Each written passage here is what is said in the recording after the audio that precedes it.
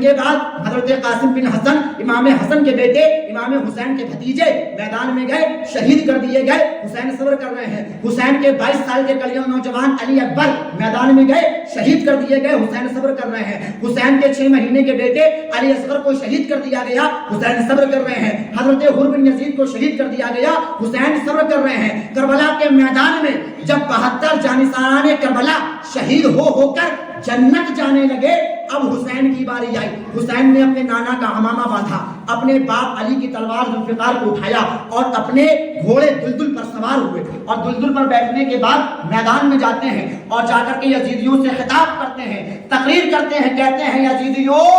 مجھے پہچانو، میں کسی ملا کا نواسہ نہیں ہوں، رسول اللہ کا نواسہ ہوں، میں اللہ کے رسول کا نواسہ ہوں، مجھے پہچانو تو صحیح، میرے چہرے کو دیکھو، میری آن بان شان کو دیکھو، میرے مقام و مرتبے کو دیکھو۔ میرا مقام وہ ہے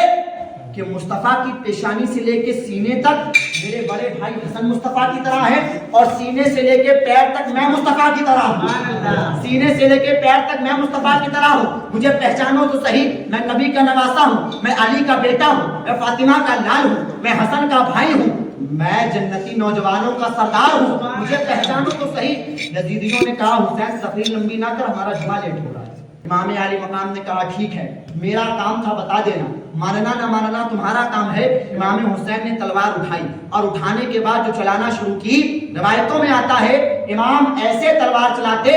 ایسے کاٹتے تھے یزیدیوں کو جیسے لگتا تھا کوئی گاجر و مولی کو کاٹ رہا ہے، جیسے لگتا تھا کوئی فنا کر رہا ہو، برباد کر رہا ہو، گویا ایسا معلوم ہوتا تھا حسین کی تلوار چل رہی ہے تو آسمان کی تمام بجلیاں حسین کی تلوار میں آ کر کے سما گئی ہو، حسین کا ہاتھ چل رہا ہو تو حسین کے ہاتھ میں علی کا ہاتھ سما گیا ہو، اور حسین کی رگوں میں جو فاطمہ زہرا کا دودھ دوڑ رہا ہے وہ ایک نیا دودھ بن گیا ہو، ایسا معلوم ہوتا تھا۔